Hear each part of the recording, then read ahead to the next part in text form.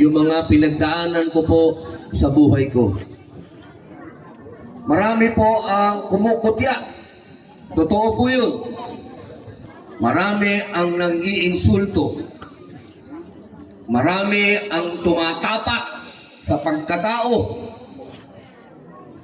Kinakaladkad ang pangalan sa putik. Pero alhamdulillah, wala po tayong pagnanakaw. Noong isang araw, merong isang babae na gusto kong mamatay na. Ang sabi, sana may bumaril sa akin. Allahu Akbar. Lumabas ang mga Muslim. Ilan po ba sa akin pong social media, nasa lagpas 27 million na ang nag-share nito. At yan po ay mga Muslim. Kayo po. Dahil po sa inyo, ang babaeng ito ay humingi na sa atin ng paumanhin. Humingi ng kapatawaran. At yung kanyang kumpanya ay gumawa na rin ng aksyon. Dahil po yan sa binigay niyo sa aking proteksyon at pagmamahal. Akbar! Akbar! Akbar! Nakita po nila kung paano magmahalan ng mga Muslim. Nakita po nila, napatunayan nila na walang iwanan sa Islam. Allahu Akbar. Ngayon po, nais ko po sanang patawarin na yung babaeng yun. Sa araw na ito, ang ating panahing pangdangal, walang iba maliban sa ating butihing Senador Robin Hood Abdulaziz.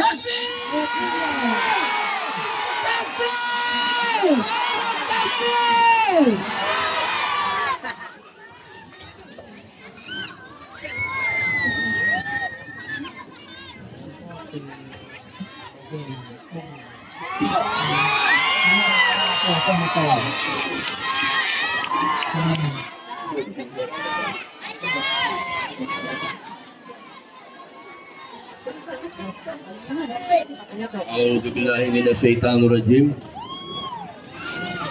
Bismillahirrahmanirrahim. Alhamdulillah rabbil alamin. Bismillah wassalatu wassalamu Allah Rasulillah. Assalamualaikum warahmatullahi wabarakatuh. Mga mahal kong kapatid, yan pong kataga na yan na mga mahal, yan po ay galing sa ilalim ng aking puso. Sapagkat, Allahu Akbar, sapagkat ang sabi po ng Propeta Muhammad sallallahu alaihi wasallam, ang mga Muslim dapat ang pagmamahal nila sa isa't isa ay ikhlas, nanggagaling sa puso.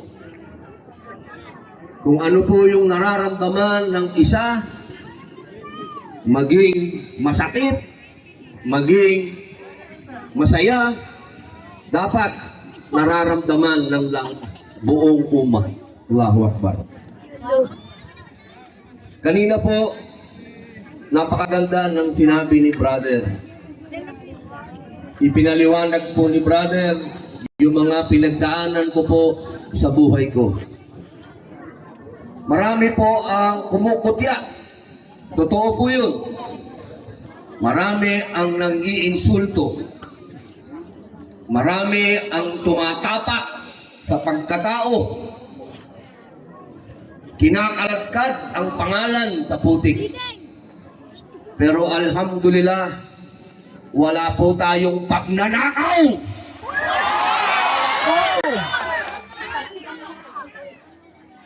Tandaan po natin, ang Propeta Muhammad sallallahu alaihi wasallam ay ininsulto rin, pinagbabato pa, pero kailanman hindi siya nagtanim ng galit kanino man. Dahil malinaw po na habang tayo ay inaapi, tayo ay itinataas ng Allah. Ako po ay lagi na lang tinatanong, hindi ka ba nasasaktan? Ang lagi ko pong sinasabi, damihan nyo pa. Dahil hanggang tinadala nyo sa sukdulan, tinataas ako ng aming Allah subhanahu wa ta'ala.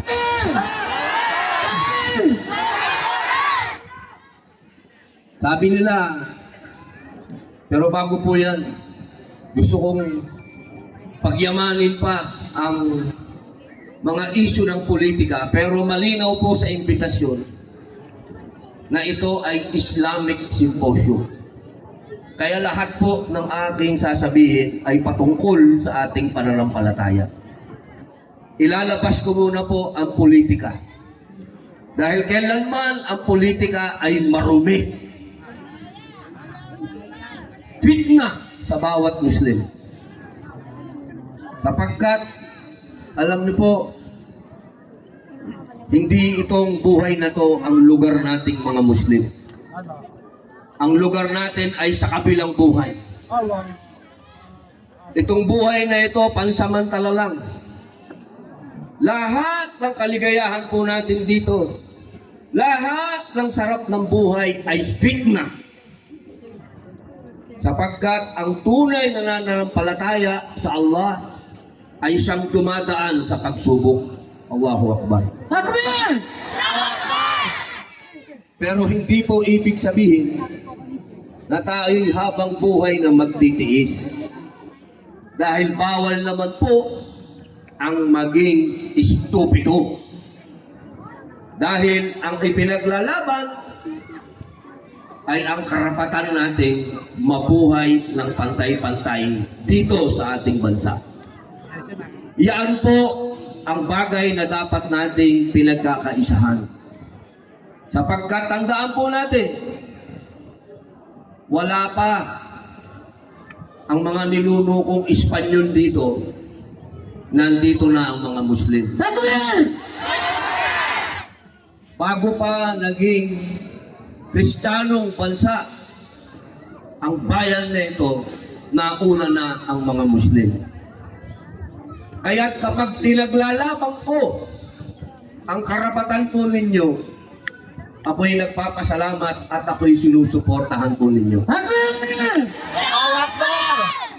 At ako po ay nagpapasalamat din sa mga kasama po nating senador. Bagamat hindi po sila mga Muslim, ilang mga batas na po ang naisulong natin na may kinalaman po sa ating pananampalataya at sinuportahan din po yan ng Pangulong Bongbong Marcos. Naandyan po, unang-una, wala na po ngayon pang-aapi sa mga naghihijab. Bawal na po yan sa batas na apihin ng mga kapatid nating naghihijab. Kapag meron po kilala kayo o nakita kayo na kahit na sino ang aapi sa ating mga hijabi, pwede na po natin yan ipakulong.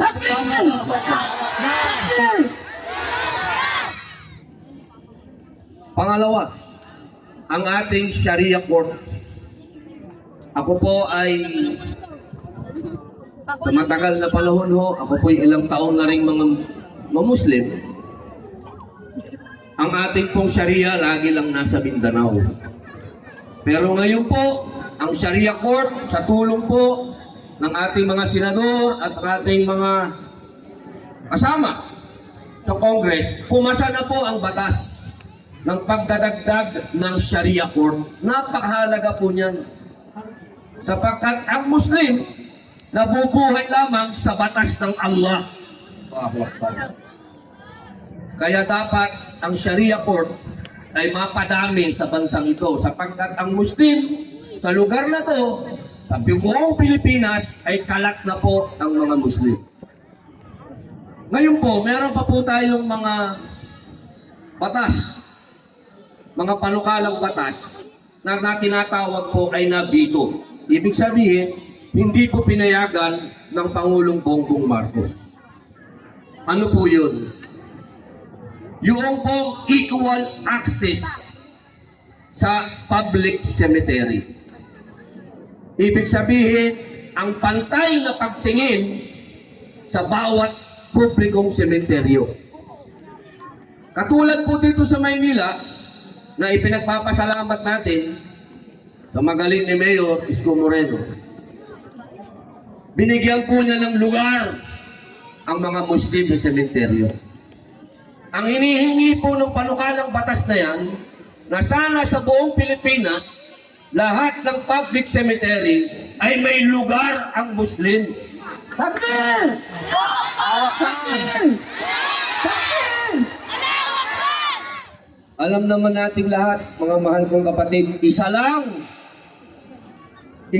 ang sigurado sa mundong ito. Wala nang iba, isa lang. Kamatayan yun. Allahu Akbar. Kaya dapat yung ating kubur ay siguraduhin natin meron tayong pagsasadlakan. Hindi po pwede na palagi ang namamalimos ang mga Muslim kung saan ilalagay ang kanilang patay. Yung pong ating pinagawang kulungan tuloy. Bakit ba kulungan ang nasabi ko? Nalalapit na ba ako ulit? Huwag naman, senator. Mangyari man yun, mga kapatid, tandaan po ninyo. Allahu Akbar, maraming salamat po. Maraming salamat po. Mangyari man po ulit, mga mahal kong kapatid, ang hihilingin ko po sa inyo ay isa lang. Kasi nabanggit ko na, ewan ko ba, ba't nadulas? Hindi ko rin maintindihan. Yun ang lumabas kubur ang pinag-uusapan. Di bali lang kulungan, wag lang munang kubur. Alam niyo po kasi, hindi ko po makakalimutan. Nung ako po'y nakulong, doon ko po nakita ang Islam. Allahu Akbar. Allahu Akbar. Kung meron po akong pinagpapasalamat sa Allah, yung ako po'y naging Muslim. Allahu Akbar. Kaya kung dumating man po uli yun, alhamdulillah. Huwag naman masyadong patagalin. Okay lang akong mag-review ng ating mga jurisprudence. Dahil yun po ang ginawa ko dati sa kulungan, dahil po ako nakapag-aral talaga ng Islam, pwedeng mag-review. Pero wag naman yung pahabain masyado. Ibabalik ko po doon sa kubur. Sana pagtulungan po natin. Kung meron po tayong dapat hakbangin ngayon, bukod sa Protect Me, bukod sa Protect Senator Robin Padilla, alhamdulillah. Sana po pagtulungan po nating maisulong yung pantay na pagtingin sa bawat Pilipino, sa bawat publikong sementeryo. Dahil mga mahal kong kapatid, kailangan natin ng sementeryo. Yung pong ating sementeryo sa Bulacan, puno na. Nakakalungkot po. Yung ating din kubur, ba't kulungan lagi? Yung ating pong libingan din, doon sa Montalban, ay nakakaranas na rin po ng malaking pagsubok dahil may nagtayo ng minahan doon sa tabi. Yung ating mga kapatid doon, nagigimbala ang kanilang pamamahinga dahil panay ang hukay ng minahan doon. Kaya sana po, sa aking mga mahal na namumuno sa buong Pilipinas, lahat ng mga imam, ustads, sheikh, pagtulong-tulungan po natin na pumasa at pirmahan ni Pangulong Bongbong Marcos na magkaroon po tayo ng espasyo sa bawat public cemetery, inshallah. Allahu Akbar! Alam niyo po, natatawa ako pag ginawa na naman tayo ng issue nito. Sasabihin nila, Magdadagdag yata ng asawa itong si Abdul Aziz. Dahil puro babae ang nandito. Allahu Akbar. Hindi po nila alam na napakalaking parte ng kababaihan sa istorya ng Islam. Allahu Akbar. Sapagkat, kung natatandaan niyo po, nung Battle of Uhud, Allahu Akbar, noong ang mga kalalakihan na Muslim ay nakakaranas na ng pagkatalo, sino ang mga tumindig at ipinagtanggol ang Propeta Muhammad sallallahu alaihi wasallam? Ang kababaihan! Allahu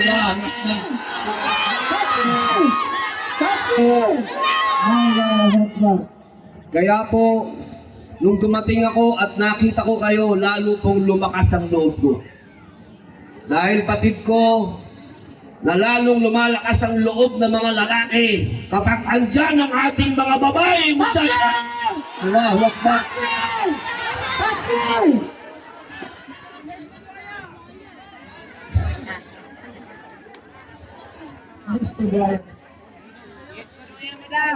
Alam nyo, napakaganda po. Kapag ka pinag-usapan po natin ang Islam, walang pagkaluma. Kung ano yung nakikita natin noon, kung ano yung nabasa natin noon, yung pa rin ang nakikita natin hanggang sa ngayon. Sa pagkatandaan po natin, ang Islam ang nagdala ng sibilisasyon sa buong daigdig. Hindi po yan dapat ninyong kalimutan, lalo na sa mga bata. Kaya nagkaroon ng science, medisina, algebra, engineering, lahat yan dahil sa mga Muslim. Allahu Akbar. Allahu Akbar. Kaya kapag sinasabi po nila na yan si Abdul Aziz, barbaric yan, ignorante yan, ay nagkakamali po sila. Sapagkat minsan po sa plenaryo, sa aming pag-uusap ni Senator Rodante Marcoleta, meron siyang sinabi. Ang sabi ko, alam ko yan. Nagulat siya, alam mo? Eh mga abogado lang ang nakakaalam nito. Oo, alam ko yan. Paano mo lalaman? Nasa Quran yan. Nagulat siya. Anong nasa Quran yan? Sapagkat ang sabi ng Quran, kapag hindi mo alam, itanong mo sa nakakaalam. Takbir! Allah.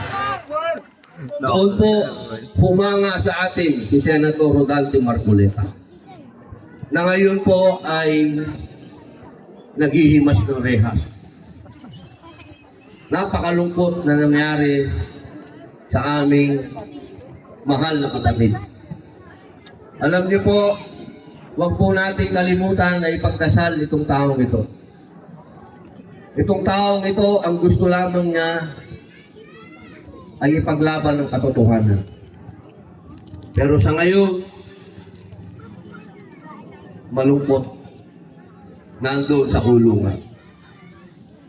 Kaya sana po, kapag kayo ay nagdua, habang pinagdadasal nyo ako na huwag mo nang ma-shoot, ganun din sana yung mga senador po na nakakulong. Sana sila po ay pakalabas na rin. Inshallah. Inshallah, kapatid. Inshallah. Mga kapatid ko, hindi ko po makakalimutan ang inyong pinakikitang pagmamahal sa akin. Noong isang araw, merong isang babae na gusto kong mamatay na. Ang sabi, sana may bumaril sa akin. Allahu Akbar. Lumabas ang mga Muslim. Ilan po ba sa akin pong social media, nasa lagpas 27 million na ang nag-share nito. At yan po ay mga Muslim. Kayo po. Dahil po sa inyo, ang babaeng ito ay humingi na sa atin ng paumanhin. Humingi ng kapatawaran. At yung kanyang kumpanya ay gumawa na rin ng aksyon. Dahil po yan sa binigay niyo sa aking proteksyon at pagmamahal. Takbir! Takbir! Takbir!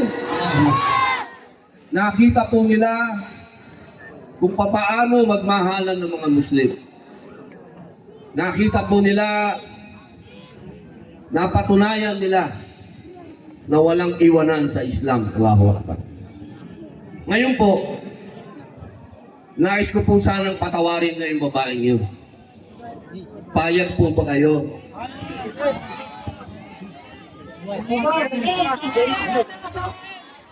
Payag po ba kayo na sulatan ko yung Air Asia at sabihin pinapatawad na natin yung babae at ibalik na nila sa trabaho?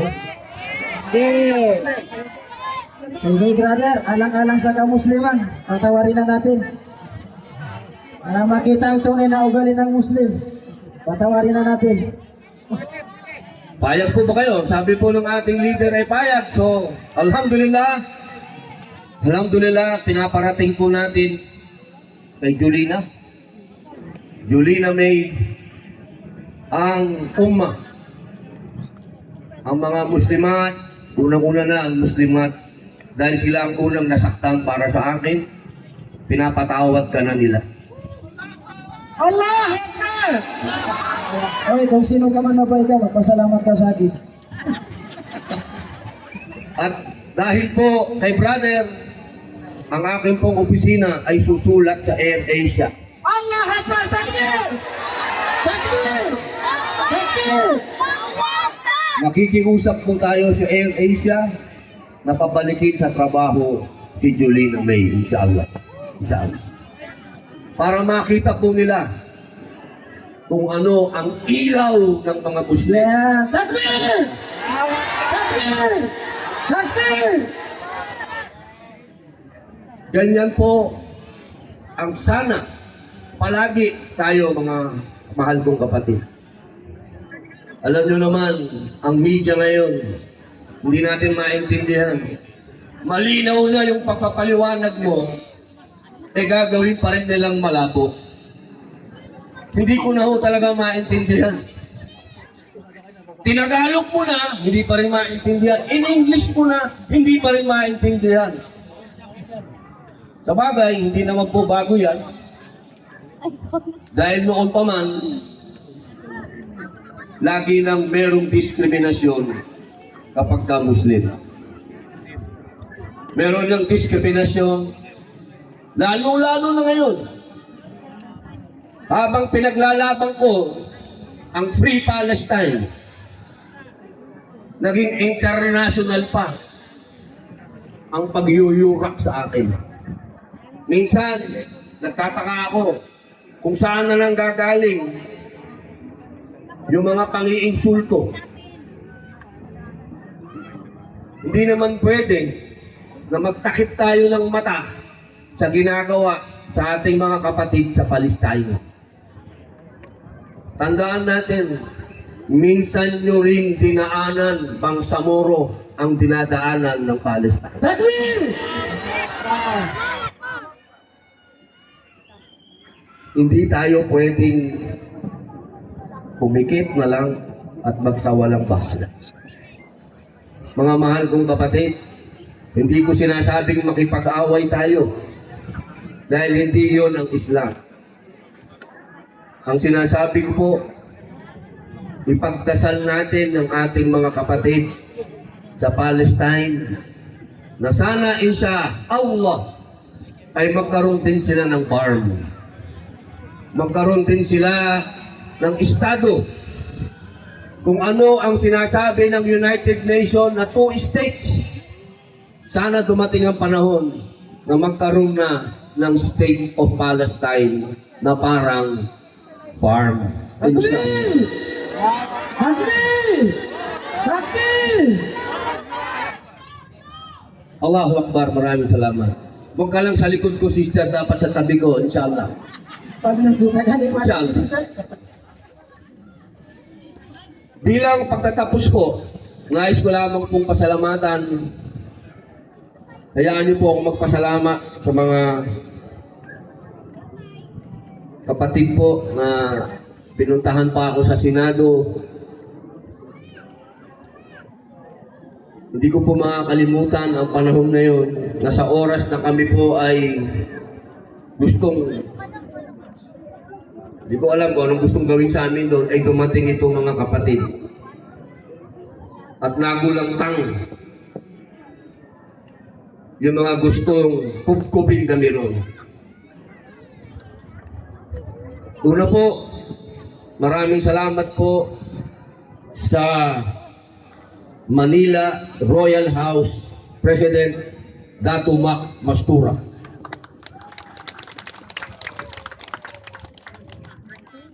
Kay Abdul Hamid Abdul Mana,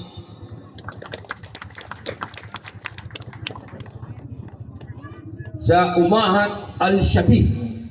Allahu Akbar.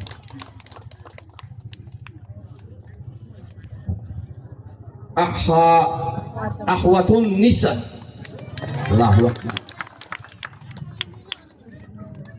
Kay Sister Fatima Mamalangkay. Salamat po. Snappy si Sister. Kay Suraida Otto.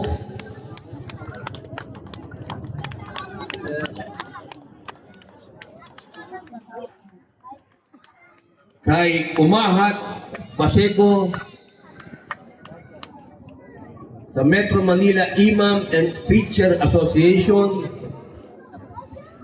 Sa labing isang masjid and administrator po ng Al-Shati, Darussalam, Ar-Rahim, Ar-Rahman, Al-Ikhlas, Al-Nur, Muhammad, Al-Arun, Al-Yusuf, sa Antipolo, sa Al-Tawfiq. Siyempre po kay Barangay Chairman Diana Espinosa. Daming fans ni Kapitana. Ay, maraming salamat po, Kapitan. Saan siya? Diyan? Hindi po ako makakalimut, Kapitan. Kapag ka ako po ay napagbigyan ng administrasyon, nabigyan ng budget, maaanggihan po kayo, inshallah. Sa ngayon po kasi patay ang gripo. Hindi kalawang, walang lumalabas.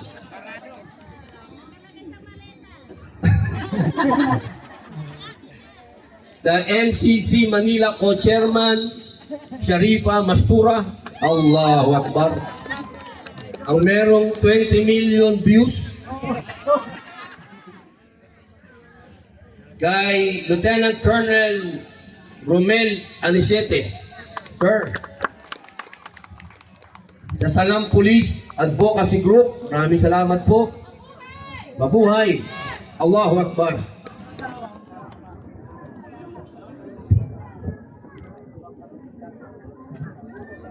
Nurul Hidayah Mosque. Brother, siyempre po, kay Brother Kasim, kasama ko po sa Anak Mindanao. Nung ako po ay bagong Muslim, sila po ang nag-expose sa akin sa lahat ng historical at social injustices. Oh, nako! Ang nag-alaga po sa akin, nung kalalabas ko sa Bilibid, Pres Nasib, Pres, Assalamualaikum. Kay Ibrahim Udasan Gimlo, Jamlud, Tapang, Jamlud. Siyempre po sa ating pong mga speakers, kay Mr. Madi Labay,